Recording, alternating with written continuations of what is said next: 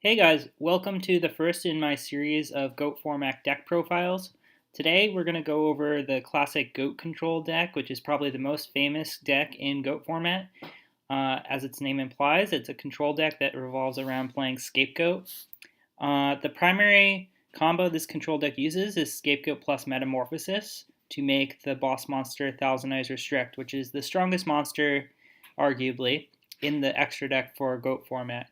Thousand Eyes Restrict has the ability to equip opponents' cards, monster cards, once per turn. It gains their stats, attack and defense, and other monsters on the field cannot change their battle position or attack while Thousand Eyes Restrict is face up on the field.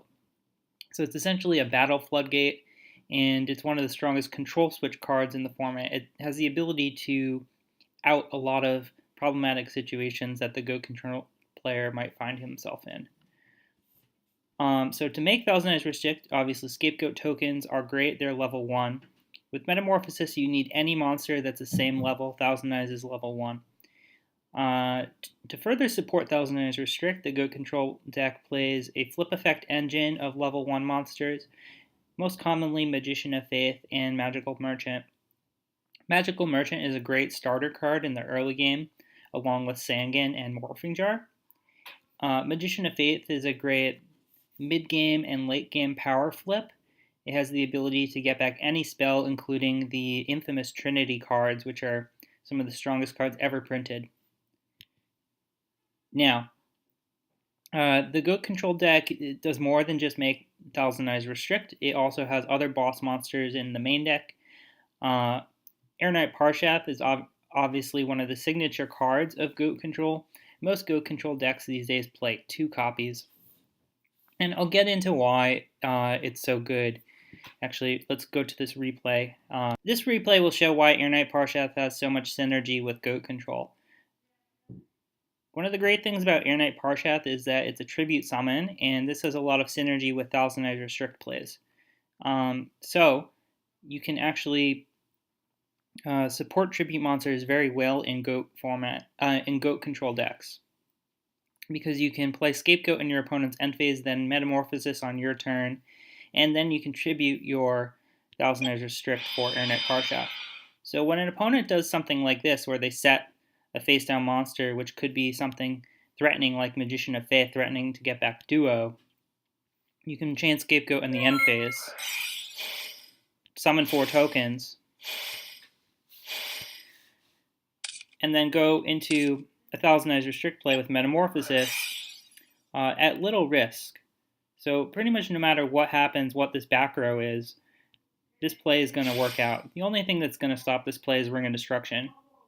Even Book of Moon, which normally stops Thousand Eyes Restrict, won't stop us from following up with an Air Knight play. This is the real powerful synergy between Air Knight Parshath and Metamorphosis and Scapegoat in the GOAT control deck. So now we get to attack, draw a card, clear the flip monster off the field to prevent a Suku lock. So even though they're getting back Duo, it's a lot better than what would have happened had we not played Air Knight Parshath. Now we can set Dust Tornado and Graceful Charity to play around Delinquent Duo and end our turn. So Air Knight Parshath is one of the key boss monsters for GOAT control. Another key boss monster is obviously Blackluster Soldier, Envoy of the Beginning. This is the most powerful monster in GOAT format in the main deck. It is a chaos monster, so you need to banish a light and a dark. That requires you to build your deck to support it. You have to play other light monsters like Air Knight Parshath, DD Warrior Lady, or Azura Priest, Magical Merchant, and Magician of Faith. Your dark monsters usually come from Breaker the Magical Warrior, Tsukuyomi, Sangan, and your 3000 Eyes Restrict that you normally make with Metamorphosis. Now, BLS has the ability to banish 1 monster per turn or attack twice in a turn. It's one of the best ways to do a lot of damage in the format. So it's a great late game card. Finally, another boss monster is arguably Abyss Soldier. Abyss Soldier has the ability to increase the threat density in your deck. So late game, you don't run out of threatening plays. Great combo with Abyss Soldier is with Premature Burial and Call of the Haunted. So what you do is you summon Abyss Soldier, use Premature or Call of the Haunted, and then bounce those cards back by using Abyss Soldier's effect to discard Sinister Serpent, typically. Sinister Serpent replaces itself in your hand every standby phase. Ignore this other text about banishing itself. That is post-errata Sinister Serpent. Goat format plays with pre-errata Sinister Serpent from 2005. The way the combo works is, because Premature Burial does not destroy the monster unless itself is destroyed, and because Call of the Haunted often sticks to the field unless its target is actually destroyed, not banished, tributed, or flip face down. So since these cards are good targets for Abyss Soldier, you can bounce them back to your hand and get extra uses out of them, which we can go over in this replay. Now, here's a typical game state where we've summoned DD Warrior Lady and attacked, then ended our turn by setting Call of the Haunted, which is chainable because we can get Sangan. However, we really want to get Abyss Soldier, and here's why. We have Sinister Serpent in hand, and Call of the Haunted is an equip card, so we can bounce this Call of the Haunted back whenever it sticks to the field, and that's a +1. Abyss Soldier has other great uses too. So for example, if our opponent makes Thousand Eyes Restrict to take our DD Warrior Lady, we can follow up next turn by summoning Abyss Soldier and returning Thousand Eyes Restrict to the extra deck. That will get it off the field for free. So this turn we're going to play Call of the Haunted for Abyss Soldier. We set that up. Our opponent does not have a response. We're going to use priority to target Thousand Eyes Restrict. That's the biggest threat right now. We want to get rid of it. Discarding Sinister Serpent, sending it back to the extra, basically destroying it. And now a cool play we can do is this interaction between Call of the Haunted and Air Knight Parshath, where we contribute Abyss Soldier, and since Call of the Haunted, the target was not destroyed, Call of the Haunted stays on the field for this play. We can then attack. It doesn't even matter if this Air Knight gets Mirror Force. Now on our next turn, we have a play set up where we can play Premature Burial for Abyss Soldier, discard Sinister Serpent, and bounce the Call of the Haunted back to the hand, or the Premature Burial back to the hand. So this is incredibly powerful. Even if we draw another Abyss Soldier, if we're playing 2, this Call of the Haunted is sitting there for us to gain a +1 with. That's one of the many uses of Abyss Soldier. It also has the ability to basically get a double Premature Burial activation. You can use Premature Burial to revive Abyss Soldier, bounce Premature Burial back, play Premature Burial again that turn, and revive Air Knight. Really great late game move, and that can do a lot of damage in one turn. Okay, so we've gone over the bosses and the main fusion monster, Thousand Eyes Restrict. Let's quickly go over the other fusion monsters in the extra deck. We have Dark Balta the Terrible, Fiend Skull Dragon, and Reaper on the Nightmare for our level 5s that we'll often make when we want to get rid of our Air Knight Parshath. In reality, you don't want to make these all too often. Usually you want to use your Metamorphosis with level 1 monsters to make Thousand Eyes Restrict because that's very free. Tributing an Air Knight is not so free, but occasionally summoning Dark Balta is great when you need to negate an effect. It's also very good against combo decks because Dark Balta has this second effect where it can negate normal spells by paying 1,000 life points. Most combo decks in GOAT format play tons of spells that you can negate, and they have very few outs to Dark Balta. Fiend Skull Dragon is similar to Balta but only negates flip effects. However, it has this additional ability to avoid the effects of traps that target. So Ring of Destruction and Sakuratsu Armor will not kill Fiend Skull Dragon. It's pretty useful if your opponent has back row and you are pretty sure you need to negate that flip effect. Finally, Reaper on the Nightmare is basically Spirit Reaper in fusion monster form, except it has the extra ability that it can attack your opponent's life points directly, going past scapegoats or other monsters in defense. Next, we have level 6 fusions. Although the GOAT control deck usually does not play level 6 monsters unless it plays Jinzo, level 6 fusions have to be in the extra deck in case you steal an opponent's Chaos Monster or something else that's level 6. Dark Blade is great because it is basically Kaiku that can banish 3 monsters when it inflicts battle damage. Ryo Senshi is great because it can turn off traps, similar to how Baltar turns off spells. This is great against burn decks and trap-heavy decks and when going for game. Opponent, basically it takes up 3 monster zones, sort of like Ojama Trio on your opponent's side of the field. However, it's also got really high defense, 3000, and it's a light monster, which is pretty rare for fusion monsters in the GOAT format extra deck. Next, we have the level 4 monster, Darkfire Dragon, which is basically a 1500 vanilla, and Dragoness the Wicked Knight, a level 3, 1200 vanilla. These are useful if we want to get rid of our Sangan, activate it quickly, or if we want to convert Tsukuyomi into a 1500 attacker. Normally, you can't summon Tsukuyomi without another target on the field. It's mandatory, the effect, so it has to target itself and set itself. You can't summon it on an empty field and do 1100 damage. You can, however, set it, activate Metamorphosis, and summon Darkfire Dragon for the last 1500 damage you need to do. Finally, we have Gatling Dragon, which is a level 8 fusion. You can pretty much only make it with Blackluster Soldier, another level 8 monster. Gatling Dragon has the ability to clear additional monsters off the field. You can flip 3 coins. Every heads you get to destroy a monster on the field. This is useful when you're in a desperate situation or when you're pushing for extra damage with Blackluster. Since it's unable to attack the turn it uses the banishing effect, you can use Metamorphosis on it to convert it to a 2600 attacker that can also potentially clear more monsters. This also puts your Blackluster Soldier in the graveyard, so you can definitely use Call of the Haunted or Premature Burial, sort of protecting it from getting banished. Finally, another thing the GOAT Control deck does really well is utilize flip effects, and I'll explain why. So, GOAT Control wants to play Tsukuyomi to combine with its Thousand Eyes Restrict, and also to out opponent's Thousand Eyes Restrict, since Thousand Eyes Restrict has that Battle Floodgate effect.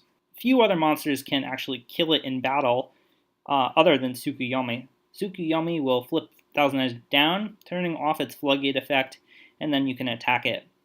Tsukuyomi also has synergy with your own Thousand Eyes Restrict, because you can flip them down, destroy the equip card equipped to it, flip it up, and equip a new monster. This creates a TER lock of the field, letting you equip 1 monster per turn, basically wiping out an opponent's board gradually. Now, as I said, Merchant and Faith are very powerful flip effect monsters. One's good early game, one's good mid-late game.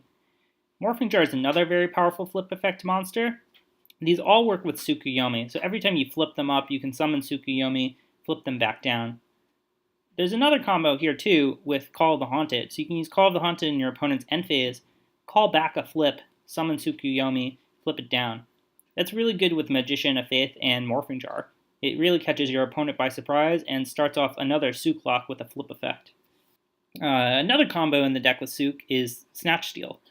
Snatch Steal is another equip card. Equip cards combo well with Sook. You take your opponent's monster, put it down with Sook, and then Snatch goes away, but you don't have to pay your opponent 1,000 life points every turn, and your opponent has no chance to get it back by playing something like MST or Heavy Storm. Additionally, the trap lineup in the GOAT format deck helps combine with Tsukuyomi to set up flip locks, and we can see that in this replay. So this is a typical opening hand that we might get in a GOAT format duel. 2 flip effects of Tsukuyomi, Nobleman of Crossout, Snatch, Steal, and Sakuretsu Armor. The best play here is usually to set Merchant and Sakuretsu Armor. It's a pretty safe opening play. And it has the ability to pressure the opponent into trying to get rid of this Merchant. If they fail to do so, we have a Sook lock immediately. So our opponent here is trying to attack our Merchant, but we're going to flip Sakuretsu Armor to protect it, because now we can get a +1 with Tsukuyomi when we flip summon it on our turn. So now this Merchant is going to put in work. It's going to get to a Trinity piece, which will activate. And then ultimately we're going to summon Tsukuyomi and put it down. We don't even have to attack with Tsukuyomi this turn, because this is a lot of pressure already for the opponent to deal with. If they don't deal with this Merchant and the Tsukuyomi, we're going to get a free Speller Trap every turn, which will ultimately lead to us having way more cards than our opponent, and we should be able to convert that into a win. Finally, by not attacking with Tsukuyomi here, we're avoiding interacting with traps that could break the Tsuk lock. So we'll just keep Tsukuyomi in our hand to keep the lock going. Doing an 1100 attack here won't really help our game state all that much. So that's how Goat Control supports flip effects and Tsukuyomi. Even stuff like Book of Moon, which we use to out opponents' Thousand Eyes Restrict, preventing them from taking our monsters, even with priority. And we use Book of Moon to reset our own flip effects. Finally, the rest of the Goat Control deck is just a bunch of like generic good stuff. So we have Tribe Infecting Virus, which is a powerful effect monster, good in the late game. Can destroy as many monsters on the field as you have cards to discard. DD Warrior Lady, which is a solid early game set or early game attacker. Berka the Magical Warrior, which is a solid card any time of the duel that can destroy one spell or trap. It's also a dark monster and also potential tribute fodder for Ernak Parshath. Sangin, which is pretty much the best tutor in the format. Heavy Storm, MST, generic removal. The deck also plays Dust Tornado, so it plays more spell and trap removal than a typical deck because it has a lot of synergy with Ernak Parshath. You can either play Dust Tornado before you attack with Air Knight to guarantee a hit, or after you attack with Air Knight to protect it from Snatch Steal. Dust is better at protecting Air Knight from Snatch Steal because Air Knight has only 1400 defense, unlike most Chaos monsters like Blastbuster Soldier or Chaos Sorcerer, which have over 2000 defense and are pretty safe when they're put face down by your own Book of Moon. Finally, Nobleman of Crossout is pretty much a staple at 2 in GOAT format. That's what it's restricted to. It has additional synergy with Tsukuyomi because you can set your opponent's strongest monsters face down and then banish them, where they will be unlikely to come back and hurt you. It's a good play to use on something like Sinister Serpent, Sangin, or Blackluster Soldier. That's pretty much it for the Goat Control deck, aside from the side deck, which I'll get into in a second. The last card in the deck I want to go over is Morphing Jar. It's one of the most powerful monsters in the format. It's a very high risk-reward, but it's quite powerful when used right. Let's see how it's used in the Goat Control deck in this final replay. Here's a typical opening hand. We could be aggressive and try to play Graceful Charity very early, or we can be a little bit riskier and try to go for a Morphing Jar play turn 1. I usually like to do this on turn 1 because it's also a pretty good thing to bait for Nobleman of Crossout if your opponent has that. You don't really care too much if they use knock on your Morphing Jar. But setting Morphing Jar with Dust Tornado has an additional edge to it. And that's if the opponent is cognizant of Morphing Jar, we can still get them for +1 by flipping Dust Tornado in the battle phase when they attack, destroying their set card, and setting our best spell or trap that's in our hand. Dust Tornado actually has 2 effects you should know. After you destroy the card, you can set a spell or trap from your hand. So here, we'll set Graceful Charity. It's the best card we want to keep, rather than discard it for Morphing Jar. So this works out pretty great for us. Our opponent will discard 4, we will discard 3, and we'll have Graceful Charity. So we essentially got a mulligan, and we're going to get a pretty good hand out of this deal. Morphing Jar has additional synergy with the Goat Control deck because if you manage to protect it in battle, you can flip it up and then tribute it, where your opponent cannot reuse it with cards like Tsukuyomi or Book of Moon and then hurt you back. Finally, I want to briefly go over the typical side deck for a Goat Control deck. Your side deck should cover matchups that the deck struggles with. I think the deck struggles with combo matchups, burn, and aggro particularly. Another deck Goat Control deck struggles with is Chaos Flip Turbo, which is the deck with Dekoichi, Knight Assailant, Chaos Sorcerer, and Thunder Dragon that you've probably seen on Dueling Book. It's very popular. Trap Dust Shoot and Mind Crush are some of the best cards at combating that deck because they can make the deck brick, send back their best cards and their combo pieces, and then hit them by declaring a card like a Trinity piece or a Chaos Monster with Mind Crush. Mind Crush is also really good against combo decks like Dimension Fusion based decks. It's one of the few cards that can be chained to Giant Trunade, and then you can call a spell or trap instead of just sending back a monster with Trap Dust Shoot. These cards have a lot of synergy together, obviously, because Trap Dust Shoot gives you hand info, and you need to know what your opponent has to punish them with Mind Crush. For the aggro matchup, I really like Legendary Jujitsu Master.